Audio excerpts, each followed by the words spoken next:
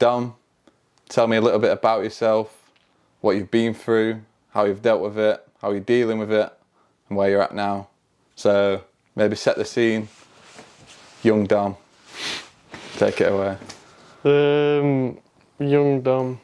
It was living in Warsaw, next to Warsaw, in Meaden Vale. I lived with my mum, my stepdad, and my sister and brother. Oh, I think he was there at the time. And then my mum gets pregnant with my brother. I'm assuming it was at that house. Yeah, I think it was at that house. And then we move house. My brother's born. Moved house into Warsaw, so it was like moving from near Warsaw into Warsaw. And then my brother's born. My mum then gets postnatal depression, which isn't helped by me because I was just a little shit. And it did cause quite a lot of stress. But yeah, fast forward a little bit. Come back off holiday from Turkey for my 10th birthday. It's then 6-week holidays. I remember on the Friday going to my nan's, because I used to go at weekends. I go down, I'm having an argument with my mum. So when she drops me off, I'm just like, whatever, bye. Go inside. She's like, I'll see you Monday. And then next day my dad comes round, who I've not seen for like a long time. And he starts shouting with my nan while I'm in the front room. And then they call me into the kitchen. I go and sit on my nan's lap. And my dad turns to me and he says, your mummy's died.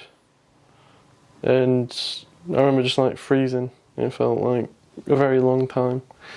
And then I kind of just ran into the bedroom, started crying. So you found out your mum's died, and what was the circumstances of your mum's death? So my mum had planned it because people realised that after. Because I was going to my nan's, my sister and brother were going with her brother to Leeds, and I think it was Leeds. And her partner at the time was away with his mates, I think. So she was going to spend the time with her friend or something. But then on I think Friday, no, would have been Saturday morning, one of my mum's friends goes round because she can't get hold of her. Goes in through back door because she couldn't get through the front, so she goes around the back, gets in because it's unlocked. Finds my mum dead with bottles of like wine or something, I can't remember, and like notes and tablets, pretty sure. So what happens from there then? So you're 10 years old, you're going about your life. How are you sort of processing that at the time? Is it something? I mean, you don't really, because you kind of just, your initial reaction is just, what? Like, no, she's not. I saw her like yesterday, what do you mean? But obviously, she was dead. And so after a while, you kind of just like, right, this is just my life now. Living with my dad and his girlfriend at the time, who actually had the same name as my mum, which was a bit weird. And they just badmouth her really, and just tell me like, oh, she did this, she did that, da da da. But he was no angel. He was quite, yeah, I'm not gonna go into that right now because we're on about my mum at the minute. But yeah, it wasn't the best situation after, yeah. So would you say you didn't really get much support then dealing with it? They were nice about it. They weren't like dismissive of the fact that she died. Like, they did still like talk to me about it. They were like, yeah, she died, blah blah. I'd ask what had happened, but they'd never really tell me. I can't remember when I actually found out, but I remember that no one had told me for like a while. which is understandable. I was like 10. But yeah, it just wasn't the best situation. So you sort of growing up then, did it impact you as you got a little bit older, like in your teenage sort of years? And Yeah, but it only really started to kind of kick in when my mum's mum died. I remember me and my cousin were supposed to go around on the Friday to her house, and we ended up not going because I think it was me and my cousin who were supposed to go, and we ended up not going because we were busy or something, or I didn't, I can't remember. And then I ended up finding out that when they've gone round, they've not been able to get in, so they've called the fire brigade. Fire brigade had broke the door down, gone in, had a look, and she slit her wrist in the bath. And then when I found out that she died, I was with like a group of mates at the time, and we were going to a party and we got some drugs and just kind of went off the rails for a little bit and carried on for a couple of years till I kind of started sorting myself out a bit. so your grandma had killed herself as well? Yeah, my mum's mum. Because she looked after her parents, and then they passed away after my mum had killed herself, just from old age. And then she had two houses, because she had hers and then the parents next door. And she kind of just had two big empty houses, so don't really, I can understand where she's coming from. So don't really blame her for that. But yeah, that's kind of when I went a bit off the rails, because I found that out and I kind of just use that as an excuse, as bad as it sounds. No, it doesn't sound bad at all. I can't imagine going through something like that. So the death of your mum from suicide, and then her mum as well, in quite graphic ways. It's at that young age as well. So yeah, you touched on a little bit what happened from there then. So you started getting involved in drugs. Is that something that sort of spiraled? What was the sort of knock-on effect of that?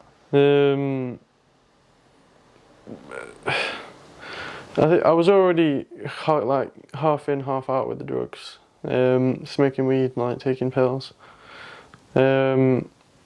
Some of the others were into like sniffing coke, but I wasn't. That wasn't really my thing. I did try it once, but I genuinely I didn't like it. And we were just getting fucked up all the time. Almost every other day. Even like during school. Not in school, but like when we were in school.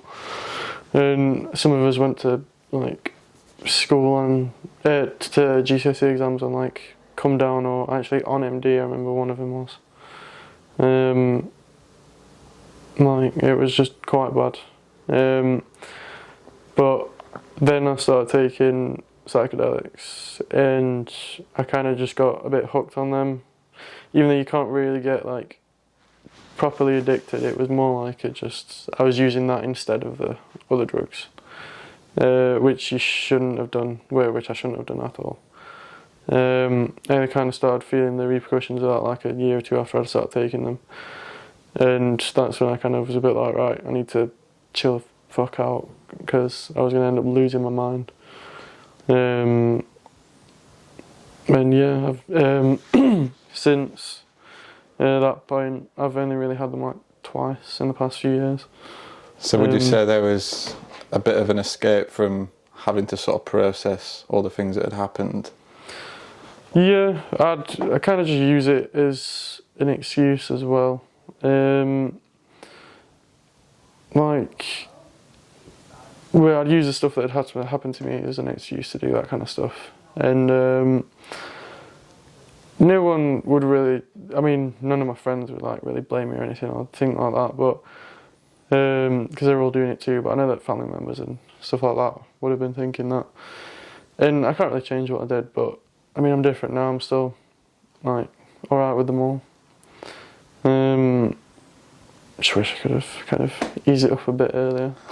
at that age, though, 15, 16, you're around everyone at school and with big groups and stuff. It's and I had just lost all my friends at like 11, 12 as well. So from then on, I was quite antisocial, but also like, I kind of craved friendship. So when I ended up moving schools from Newfield to Forge, I did kind of just let people do what they wanted and kind of take advantage of me a bit, because I was just like quite a lonely kid. Yeah, like, I had quite a lot of friends at Newfield, but I don't know, I ended up moving to my nan's, so I was at the other side of the city, couldn't really see anyone.